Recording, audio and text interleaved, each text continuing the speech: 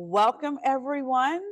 I am Lyric Armstrong, have the great pleasure of serving as your 44th president of Consolidated Board of Realtors.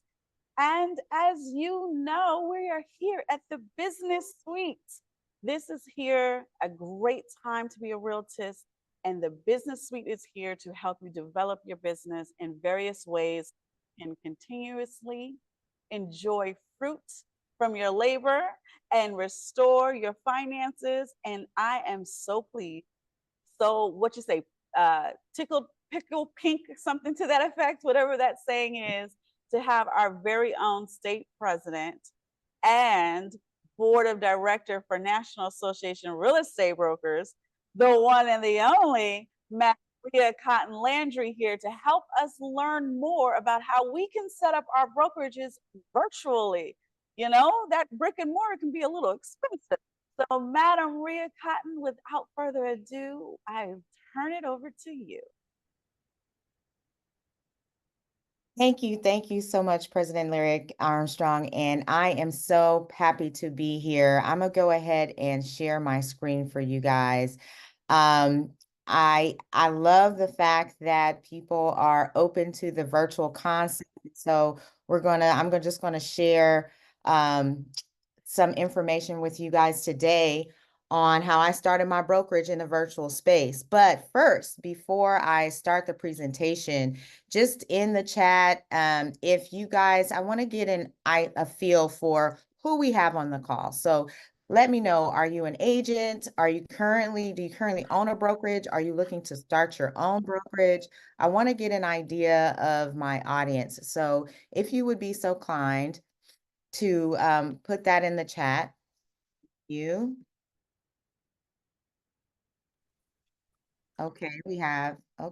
have an agent, broker owner. Great. So I know that I will be talking to a variety of different spaces, but I just want to start off by saying that when I just want to share a little bit about me, right? You guys, I'm your state president, but you may not know much about my background. So basically, I am, prior to becoming a real estate agent, I was 11 years in the mortgage industry. So I started off in mortgage at World Savings. During that time is when I had my first introduction to NARAB as an affiliate sponsor of my local board in Oakland. From being in mortgage, we kind of spread out around the country when it comes to mortgage, right? So I was used to having a big presence, not a local presence, because I was a wholesale account executive and then a regional manager when we transitioned into Wachovia.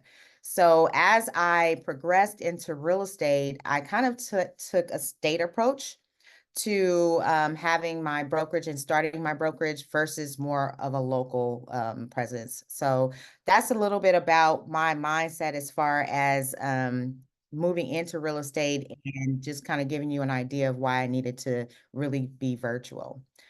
But also, I just like to state that I am newly elected as your NARAB board director in addition to your state president. I've previously been second VP of KRAB membership and past president of Women's Council of the local board of Oakland, as well as the Oakland ARPB chapter's past third VP of education. So today's objective, and I'll be open to fielding questions, Lyric, if there are any questions that come up in the chat, because I won't be able to see it. I would happily field questions as needed. Got it. Thank you, Madam. So today's objective by the end of the presentation is for attendees to feel confident in understanding and participating in the virtual brokerage model, equipped with the knowledge and the tools to operate successfully within it. And then also after this presentation, if you are interested in a one-on-one consultation to take a deeper dive into your specifics, I will be happy to do that for our members. So in starting my brokerage in 2018, I started with a mission of being a virtual brokerage focused on economic development and real estate sales. But I wanted to spread quickly throughout Northern California with a focus of reaching the entire state. And so, with that, I had to create marketing strategies and resources so that I could span across a wide variety of space. So now we're going to take a closer look at the virtual brokerage model and what are the benefits. Let's start off and look at expenses. So I don't know if anybody would like to, that owns a brokerage, would like to share what their annual expenses are for their brokerage. Feel free to do so. But let's look at the breakdown of a real estate brokerage expenses. So this is, and I gave you the reference to of the article that I used to reference these numbers. Okay. So starting off with your profit, right? So that's 20%. The office is 24%. Payroll is 25%. So let's just look at office and payroll. So the first thing I thought when looking at all of the expenses of running my business is, one, I don't want to run payroll. I don't want to have employees. And two, I don't want to have the overhead of an office. Now, let me tell you the one mistake that I did make during the startup of my company. I said that I was going to be virtual and I was not going to have an office. So I'm just driving through Berkeley one day, taking my kids to school, and I saw an office for lease. Okay. And I said, oh my God, I want that office. Now, this was totally against my business model or strategy, you guys. But I saw the office. It was just calling me. I said, oh, I can be close to the kids. When they get out of school, they can just come here and work after school until I go home. It was a great idea. So I went into this office, signed a lease, furnished the whole thing, and then realized that I was by myself. I was growing a virtual office where my focus was to have agents in various different counties and cities and metro areas across the Northern California area so that they could be the community person of their area, because I'm very invested in community. I wanted my agents to be invested in their communities. And in order to do that and focus on building them in different metro areas, I wanted them spread out. So here I am sitting in an empty office by myself. So what do? Okay, I just started a co-working space. So then I decided to start a co-working space basically to take care of the overhead of the office. So just by, I guess, osmosis, all of the people in my office became therapists, were therapists. So first I had a nonprofit in the area, a sports nonprofit in the office. They were there shortly and then they expanded and left. But then I had a therapist and then another therapist and then another therapist. So my office became this therapy center. Um, and through that, I realized that I did not want to run a co-working space. I wanted to focus on my brokerage. Well, look at God, the actual owner of the facility of the building was a therapist himself. And he saw what I had going and asked if he could rent space in my space for his therapy, for his therapist, because he was running out of space. I told him, I have something even better for you. How about you buy me out of this business and you can have the whole office and collect the rents that I'm collecting? And then luckily that was my way out of that mistake. But it's growing pains. We live and we learn. So I'm back focused on the business model at hand, which is virtual.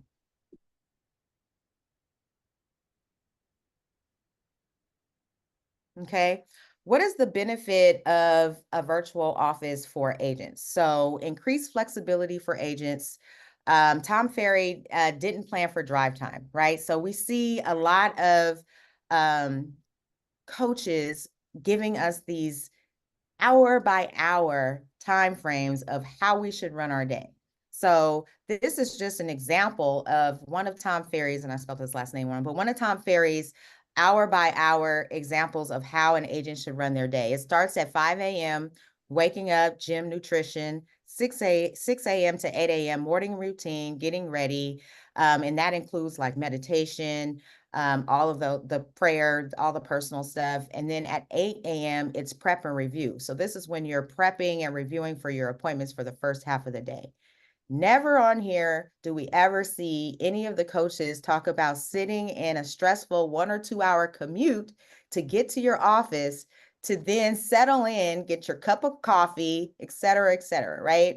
And so one of the things that we have with the flexibility of our virtual office is to really focus on the business and take out that drive time until you're getting into your afternoon appointments. Another benefit of a virtual office is to reach a broader market. So for Cotton Realty, we have um, a presence in San Francisco, Tri-Valley, Oakland, Berkeley, West Contra Costa, East Contra Costa, Solano County, Napa County, Central Valley, and Sacramento. So how do I manage a presence in all of those areas? Well, one thing to keep in mind is that you want to create a different presence or a different method of marketing for each of those areas. So for Cotton Realty, the fabric of, I've created social media outlets for each of these areas. The reason being is if I just have cotton, let's say I just have a Cotton Realty page, Facebook or Instagram, TikTok, right? Just so happens that in Cotton Realty, the agent in Oakland and Berkeley is just really taking off. They're closing deals left and right. And then West Contra Costa and the other areas may be a little slower in closings. Well, if somebody comes to my site, they may think that I only cover Oakland and Berkeley because that's what they see as far as closings or presence. So what I did is I created all of these areas with their own identity so that they could have their own presence. So if you go to Cotton Realty, the Fabric of Berkeley, you'll see information about things going on in Berkeley, things, trivia questions, places to go. All of that is Berkeley focused. And so then the followers that follow you can then transition off into whatever they are associated with or the area that they want to focus on. And it doesn't make it seem like I'm only focused on one area. So that is a very important key. If you're looking to do a virtual brokerage to actually expand your presence, that the message that you're sending in each of those areas should be different so that the area that you're covering isn't confusing. Also, with my marketing to reach a broader market, I have an internal marketing assistant. So my marketing assistant is virtual. And through the virtual marketing, we do marketing and branding specific to each of those agents. So that's just the benefit of working for Cotton Realty. You'll have specific posts, social media posts generated to you I do 3 times a week. So Monday, Wednesday, Friday. I usually try to do like one day is a video, another day is maybe a Wise Up Wednesday, and then just a point of interest. So I try to switch up the message and the communication in each of the posts. The marketing is branded with each of the agents' photos, so it's branded to them personally. Anything that we do within marketing is done on a template basis. So for instance, if I have a broker associate that they have their own branding, that's great. I allow all agents to have their own branding, but they would have to be responsible for their own market creation upon approval of our brokerage. So as long broker associate, or if you have your own, diamond real estate, that's fine. But anything that we produce in-house is going to say Cotton Realty. And then anything they do outside of that, they're on their own. So I just want to stop and see if we have any questions so far about maybe the social media piece of branding. Yeah. So there are maybe 2 questions you probably have answered, but just to give precision to the answer, maybe. One is, how do you source your material for the different areas? And the other is, how are you hiring or are you hiring different agents for each of your marketplaces? Great. Yes. So sourcing information, visit, um, each city has their own visitors guide, right? And so the visitors guide is a great resource for specifics in those areas. Outside of the visitor guides, I actually have my virtual assistant researching various different places, um, interesting facts about the area and so forth. So my virtual assistant is doing the background research on that. Do you use Google Alerts by chance? I do not. I do not Oh, use Google Alerts, but I do have them do research and work out of the visitor's guide. okay, excellent. Mhm. And then are you hiring, and how are you hiring different agents in different marketplaces? Mhm. Yes. So my idea is to keep one agent in each metro area. So right now, what I look for is, for instance, San Francisco. I just hired a San Francisco agent. San Francisco is a very big city, right? So if she's from the Hunters Point area of San Francisco, then I talk to her about what her focus is.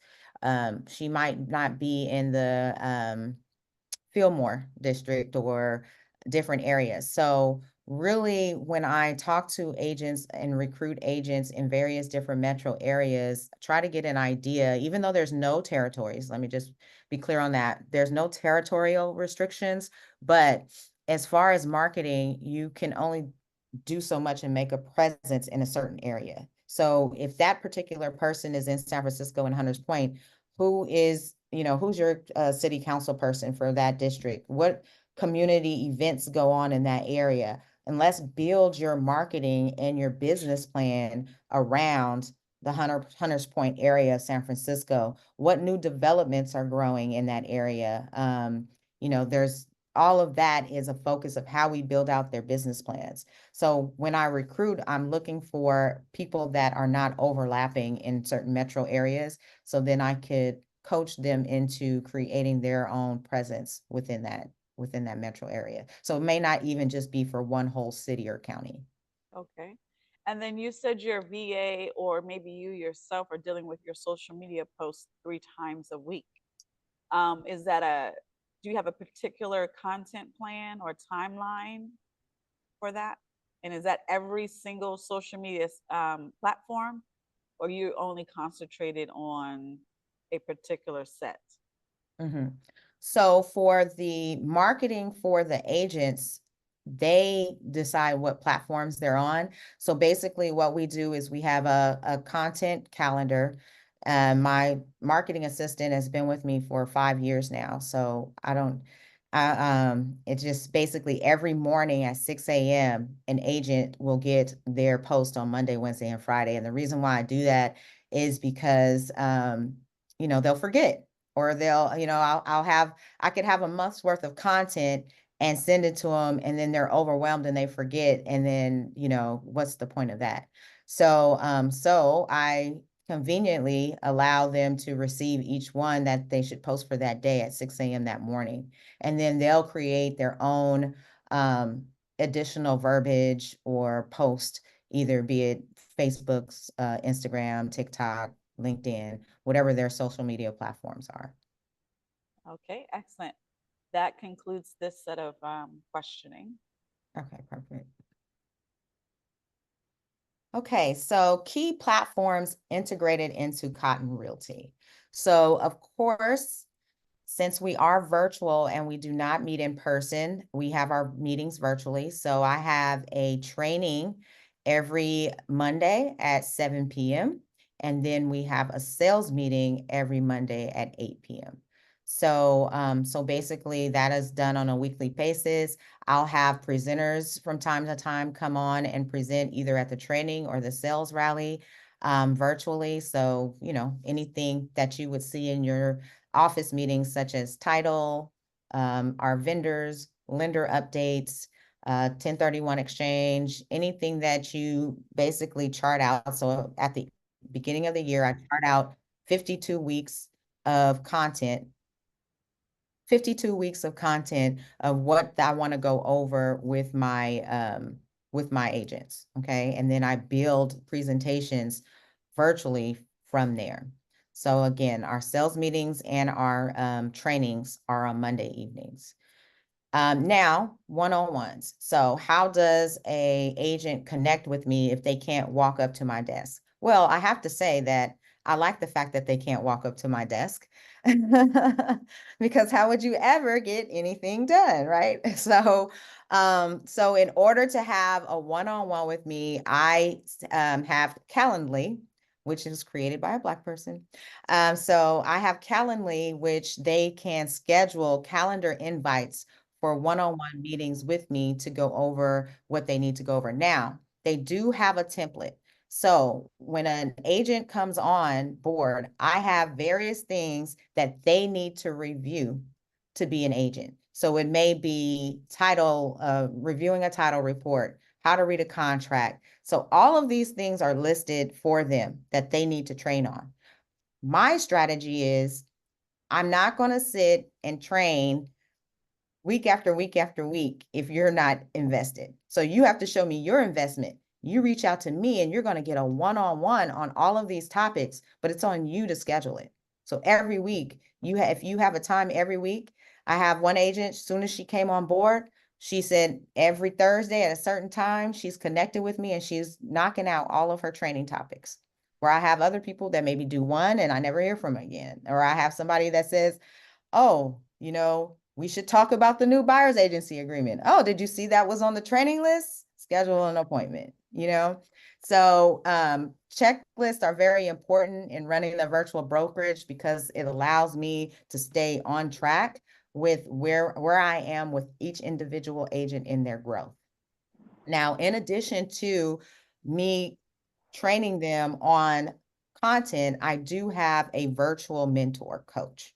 Okay. So when an agent starts with me, they also get a 90-day training with a coach. Okay. This coach used to work for RE Trainers. She's a realtist and now she has her own coaching program. Her name is Trisha Andretti. So she has her own coaching program. So for the first 90 days, she is basically leveraging the agent with their business plans, marketing, setting up their information on Google so people can find them. All of that stuff she's working in conjunction with me. So guess what? Remember how we saw that payroll piece? So then being that I have a third party mentor coach, that takes away the need for me to have on payroll a trainer within the company. Online training modules. So there's various different ways. I mentioned the checklist of different items that I think are crucial to getting an agent started, but then there's ongoing training that needs to happen too.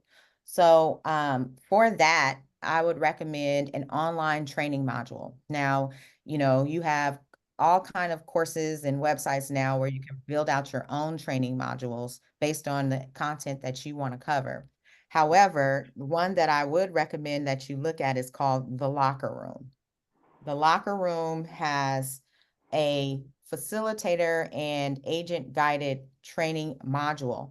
So what they do is they provide a training module. They also have videos to help with the training. And then it provides you a facilitator guide. So then you can follow up with what they've learned and then they can progress to the next module. So it's called the locker room. Check that one out. That's a good source of how to start with your training modules. Zip Form Broker Edition. So the platform that I used for forms is Zip Form Broker Edition. The reason why I chose that is because everybody is very familiar with Zip Forms. So it basically works the same way. Instead of them logging into their personal Zip Form, they have to log into the Zip Form Broker Edition. And that allows me at any time to go into their portal and do an audit, a compliance audit. And also on Zip Form Broker Edition, remember, I love checklists. So Zip Form Broker Edition allows me to put a checklist for a buyer or listing. So you basically will create your own checklist for a buyer deal or a listing deal, and then you will create it and link it as a template for all of your agents. So if they're getting ready for a listing appointment and they say, well, I don't know who the owner is of the property legally. So I'll say, okay, did you look at the checklist? Because part of preparing for a listing agreement was to look up the property profile. So I have every single step of what to create or what to do to prepare from beginning to end in a checklist of what I would do in a transaction, and then they can modify. I mean, it goes even into just, have they done the repairs? Who's the contractor for the repair? When are the repairs estimated to be completed? Have they been completed? So as we, deal with our busy lives and deal with many different transactions, that checklist is a great addition to Broker Edition that I think Zip Form Broker Edition is not utilized to its full potential as it could be because it's a little clunky. But there are ways if you take the Zip Form certifications. When I first started in real estate, I took the one for transaction coordination. Even though I wasn't doing TCing, I had a transaction coordinator for all my deals. I thought the best way for me to understand the transaction is to take a training of what transaction coordinators need to do throughout the transaction, because they're such great people. They do so much. They, dot our I's and cross our T's. So, so that was a good resource for me. And speaking of TCs, I also use a third party TC. So again, payroll, right? I don't want to have a transaction coordinator on payroll, so I decided to have a third party TC. Now, I started off using SkySlope. SkySlope has a transaction coordinator subsidiary of their company. So I started with their TC, they were just starting their TC piece when I started with them. So the reason why they're great. SkySlope was great, but I was not using SkySlope for my forms. So remember, I'm using Zip Form Broker Edition. So I wanted to TC my files, put everything in SkySlope, and then transfer it to my Zip Form after the transaction was complete. But I was like, that's not allowing me to do my own audits. They could audit for me, but this is our business, right? So no matter who you hire to do your audits, you better be doing your audits on top of that. So, because at the end of the day, it all points to you. So I basically went to another third party TC who is also a broker in the Northern California area, two different ones, because I wanted to create an experience for my clients. So I want my clients to have certain touch points, certain emails go out throughout the transaction. And I couldn't customize that with a larger company like SkySlope. But with a smaller TC company, they know that if there's an appraisal that's scheduled, it's not just appraisal schedule. They're getting an information to my buyer about what is an appraisal, how does it work, what are the parts. So I wanted to customize and create an experience for my clients. So to do that, I had to work with a company that would oblige me. Third-party agents. So I have to tell you that I have taken a buyer from home consultation to close without meeting them until I got to the closing table. How did I do that? I did that through third-party agents. I use a company called Showami, Showami. I'm trying to get them as a sponsor for us, y'all.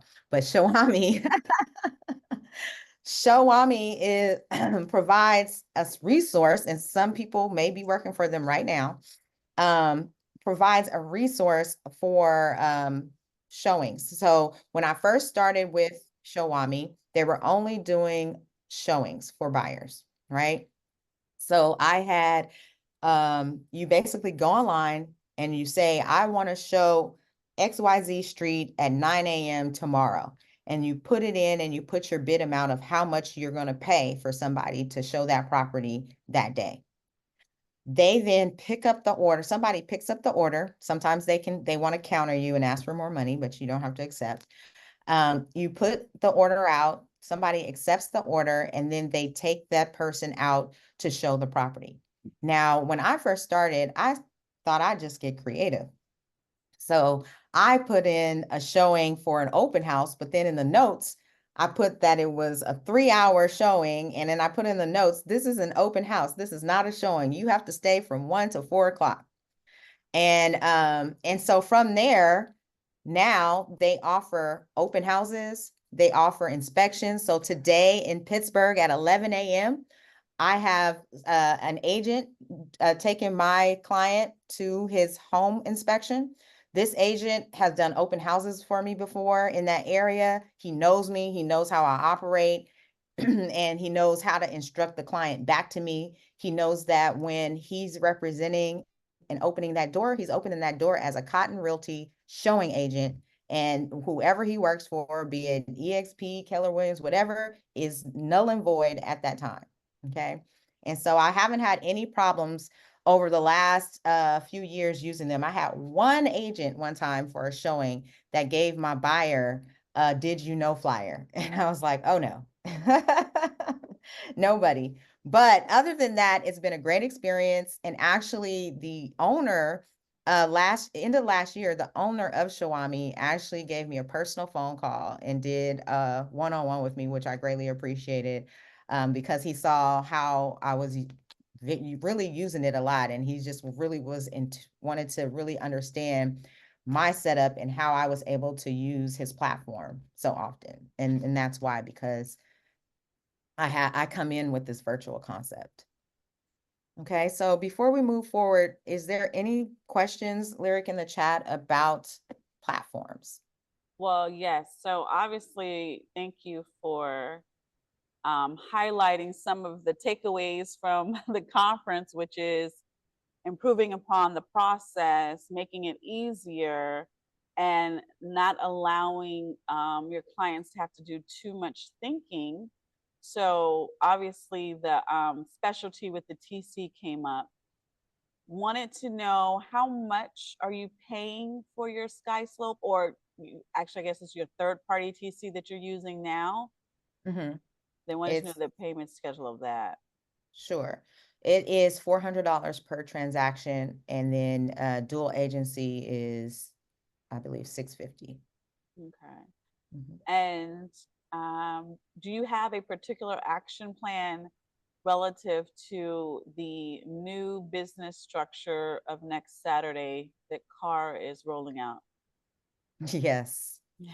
That's a whole nother presentation, but in short, I'll just give it to you in short. Um, right now, I tell my agents, control the narrative, right? Control the narrative, go after listings. So go after buyers will come, but really go hard on focusing on listings so you can control the narrative for educating the seller and having the transactions, go through. Mhm. Now, I've already seen in Northern California, I don't know about you guys, but I've already seen sellers are very savvy about what's going on, and they want all their money, especially these investors. They want all their money. They see it a way to increase their net profit through these changes. So, to be determined. But one thing that I am incorporating is a consultation fee. So now where my buyer's consultation would just be complimentary, I have started marketing that my consultation fee for a buyer is $250 an hour, minimum 2 hours.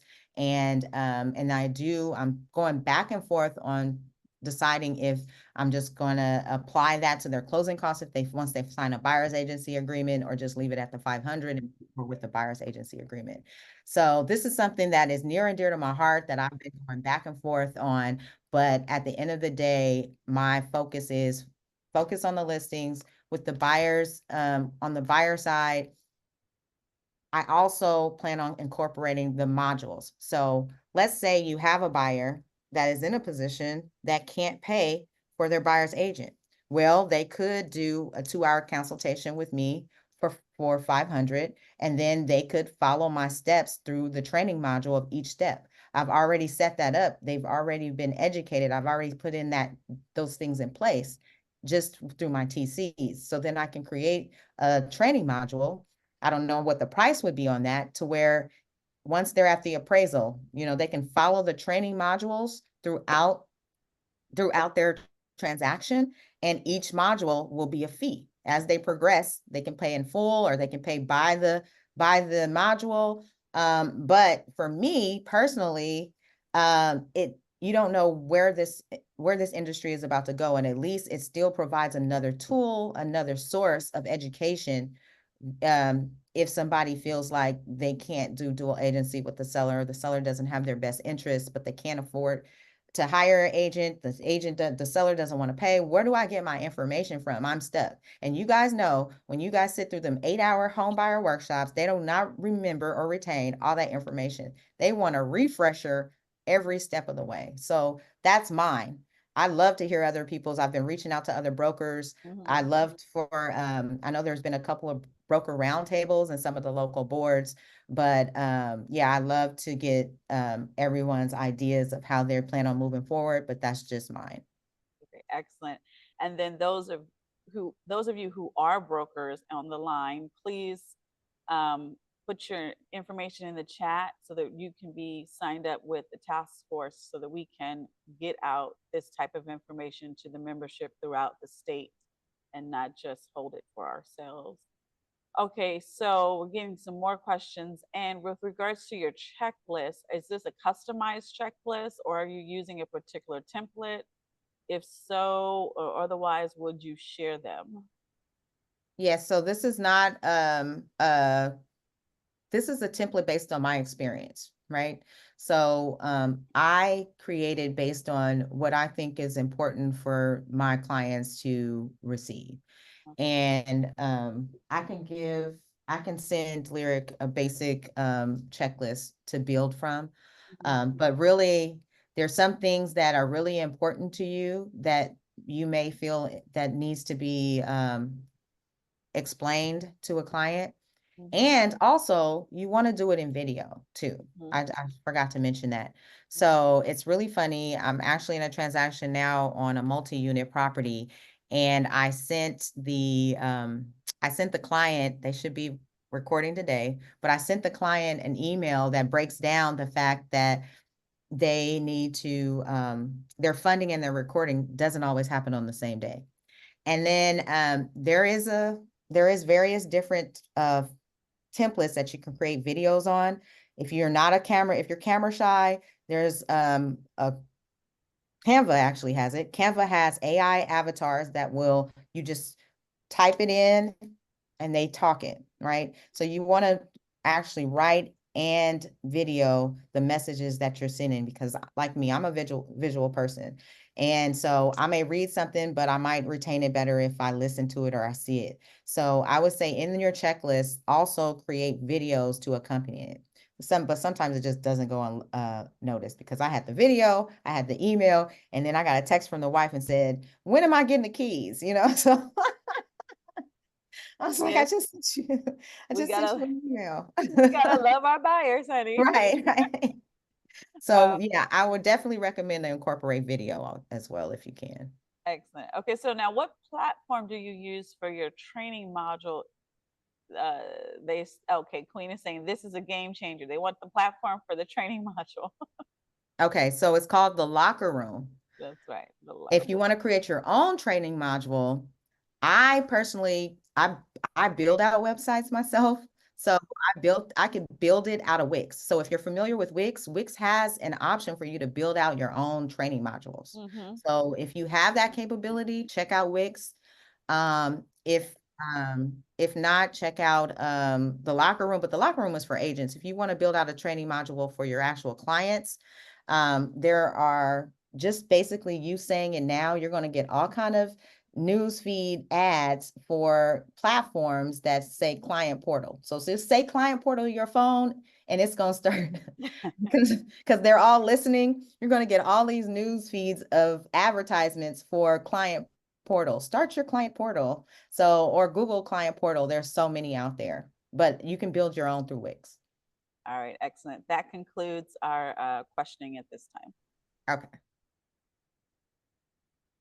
Compliance. So the big question when I started my brokerage was, I'm virtual. I don't have anything in paper. I don't have any drawers, any file cabinets. Am I compliant? Well, guess what? Within the first year, not even a year, yeah, was it a year? Yeah, maybe the first year or two into my brokerage, I got audited by the Department of Real Estate. So, they contacted me and said, "You've been randomly chosen for an audit." And I was like, "Oh my gosh, I just started this brokerage. I'm virtual." But lo and behold, I passed the audit. So that told me that everything that I was doing was in compliance. They understood that people were moving to a virtual space. And basically, within what the audit looks like, if you guys haven't been to an audit before, they first ask you, how how do you run your operation? Like, how do you file your, how do you, they have these questions. Where do you store your files? How do you audit your agents? All of that, right? So then you answer all of those questions, send it back to them. Okay. You think, okay, what's next?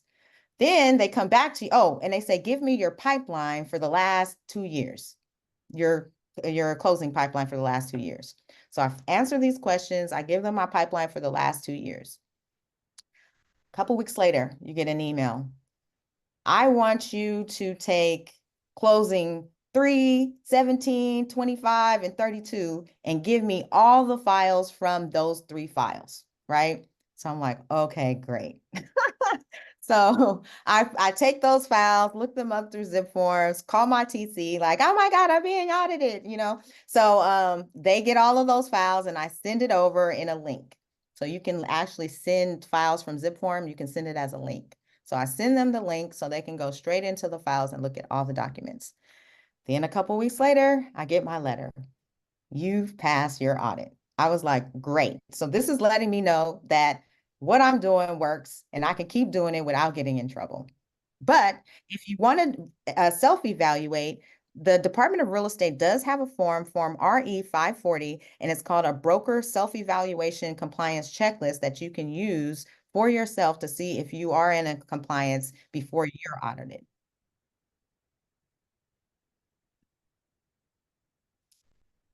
Next, building the right team.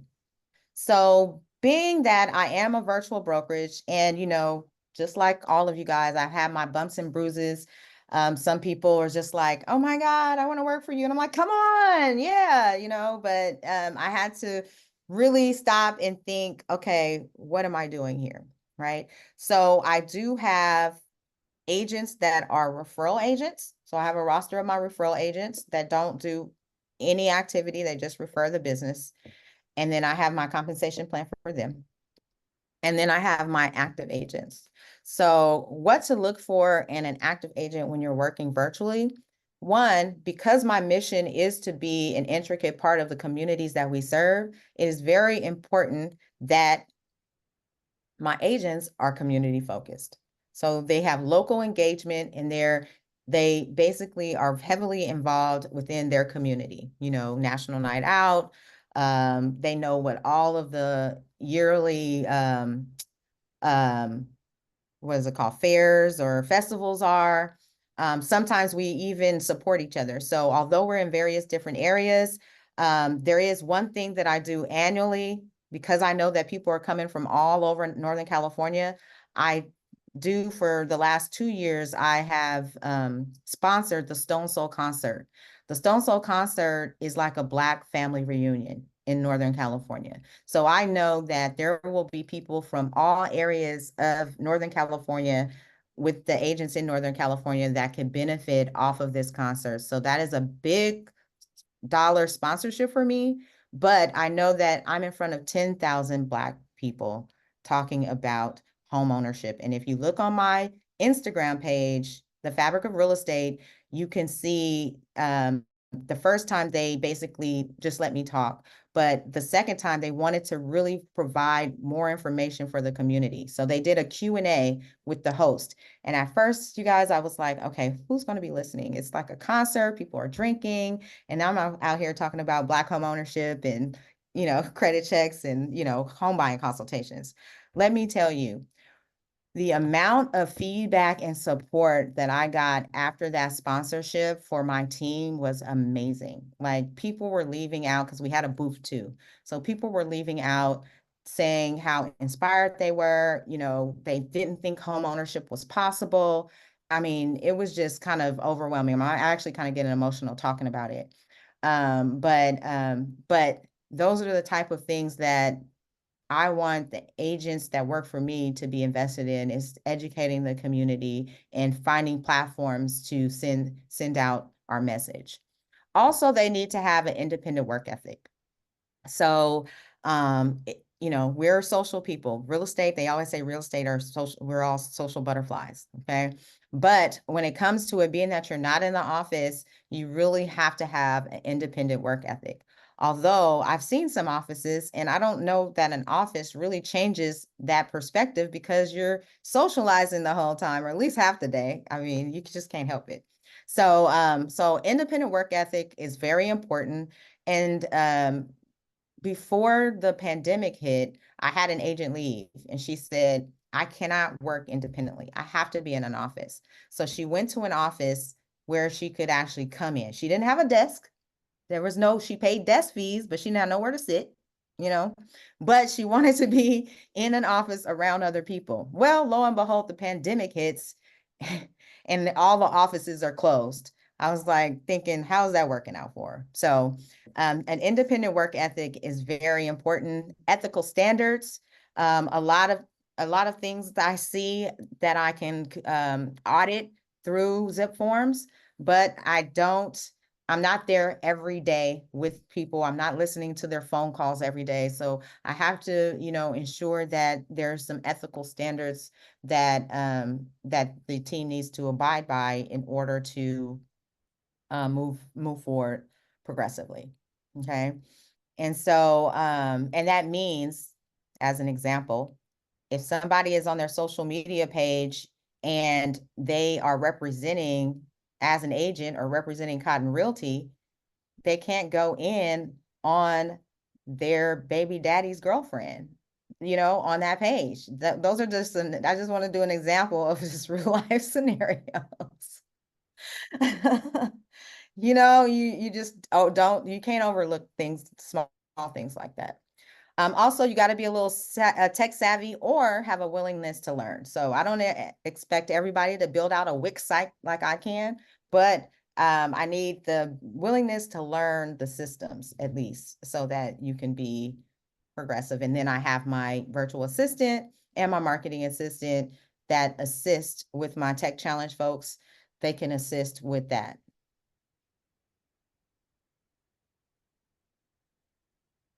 So expansion of looking to expand my presence. Um, Before I expand throughout Southern California, I decided to connect. So this might be a familiar face. This is a member of your Consolidated Board of Realtors, Ryan Fox. I actually told her about the organization when I met her. She has an office in Beverly Hills, and I was referred. I gave her a referral. Somebody referred her. I gave her a referral. She flew out, met me in person after the deal closed. So in exchange, when she opened her office in Beverly Hills, I flew out to Beverly Hills for her grand opening. And then we were like, we need to connect. Like we have supported each other. How do we continue this? And so we created the Cali Connect. So what we do is I sit on her brokerage as a broker associate. She sits on my brokerage as a broker associate. And then if we have Northern or Southern California referrals, we refer each other and stay connected with each other. So for me, as I build out Northern California, really haven't decided how far I want to go into Southern California yet, because I'm also starting a property management company in Northern California. So I've thought to myself, well, let me connect with somebody on Southern California. So I'm still creating that Southern California presence. And then start, of course, connecting with others as well, because she only covers, her model is not the same model as mine. So she only covers certain areas. So then I want to then continue to expand my broker relationships in the areas of which I'm not supporting. There may even be some in Northern California. So San Jose, for instance, if I don't have an agent in San Jose, I may have a partnership with a broker in that particular area to then continue my presence as a company that covers the state of California. The future of virtual business. So, I am just finishing up, and it's really crazy how Black people connect.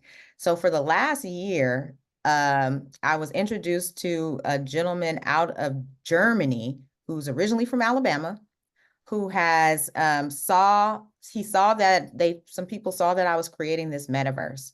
So for those that are not familiar with the metaverse, it's basically creating a duplicate world virtually online. So I can also create my office online.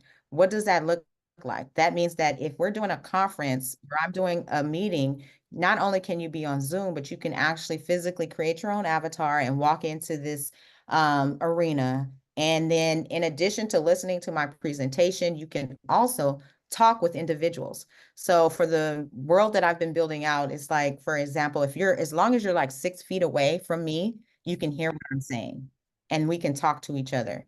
If you go past 6 feet outside of me in metaverse, metrics, but if you go outside of a 6 foot parameter of me, then you can no longer hear me and then you can talk with other people. So what we're moving towards is more monetization in the metaverse for various different businesses. You'll see it coming. You'll see it being introduced. It's already out there. It already exists. It's just basically, I want to share this with you because you may not want to have a virtual office. You may not want to be in the metaverse, but it's so important for you to be one step ahead of what other people are doing so that you can put yourself in position. Just think about how I would have had to pivot in the pandemic, but because I had a virtual office, I did not have to pivot because I was already working in the space that we all converted to once we were sheltered in place. And that is the conclusion of my presentation. All right. Excellent, excellent, excellent. Well, Madam President Cotton Landry, we definitely appreciate you bringing us to a metaverse thought process. If you know us realtists, we may take us a minute to get to Right. what's going on. But as Bilal, congratulations to you too, Bilal, for making the national board. We are Definitely. very proud of all our realtists that are coming up the ladder. But he did point out that this is kind of already in play for a lot of agents anyway because of EXP. They have their metaverse. I think that's their training platform and whatever else have you. So, as Madam Cotton stated, do Yes. not be I behind. I just wanted to point out, so when I was first creating my metaverse, and I actually was creating my metaverse not for real estate, I was actually creating it for a music space, a space for young adults to share their artistic expression. And the company that I submitted my license for to create my metaverse was owned by EXP. So they actually denied my license. That's how I found out that EXP had a metaverse. They denied my license to build out the metaverse because it was a conflict of interest. They saw that I was a real estate broker. But yes, EXP is well into the metaverse as well. Okay, great. Thank you for bringing that to our attention and showing us how that can, in fact, be something that we participate in. As we are agents of change, we cannot let the market change faster than us. So, thank you for bringing that up. All right, I just was giving a last call for questions. And while we're doing that, I'm just going to kind of vamp what we're doing in the near future. Give you guys a couple more minutes to put your last set of questions in the chat. We have 5 minutes left. As you know, the business suite has been put into effect this year to help develop your businesses, help you grow as business owners. So definitely appreciate those who are on and hoping that this is becoming fruitful and something that you can use and implement as time goes. If you're not wanting to be virtual, it's okay. We learned a lot of great things like checklists and how to interview potential agents, things of that nature. Of course, you're getting all the kudos. If you can tell, Madam President, they're thanking you in the chat. Yes, thank And you. you've learned, not only are you talking about how many deals have they actually closed, but you're speaking maybe to their community connection. How active in the community are they already, and things of that nature that can benefit your particular marketplace. I love the fact that you are doing the broker associate model, because one of the things I do, I don't even deal with signing people up to my broker associate. I just transfer. I just send Bilal my clients when they want to go to Atlanta. I'm like, Bilal, here, talk to this person, make it happen. And I just refer to realtors across the nation, but I'm very grateful for that particular model set. That's a great takeaway too. So we have great information. As everyone knows, the business suite goes on to the Consolidated Board of Realtors YouTube channel. So if you're not a follower, please do those things, like, share, subscribe, do all the great things so that we can build up the channel. Last month's business suite will hopefully be up today or tomorrow, and this will go up soon, shortly thereafter, next couple weeks after it's gone through its editing process. Thank you guys for jumping on. Our mentorship Monday will come up next week, so look out for that. We have our stager coming on Wednesday. This Saturday is a big day for us, for those who are going to be in town for the funeral arrangements for our past president. Connect with me if you don't have all the details. We will be at People's Independent during the morning, and then the repast will be here at Consolidated. You are more than welcome to join us. Definitely will love some helping hands and being there for the family. If there are those that can help with serving the food, or just being greeters at the door, we would love to have you. So please let me know if you're available for that. Next Saturday, we have our house party.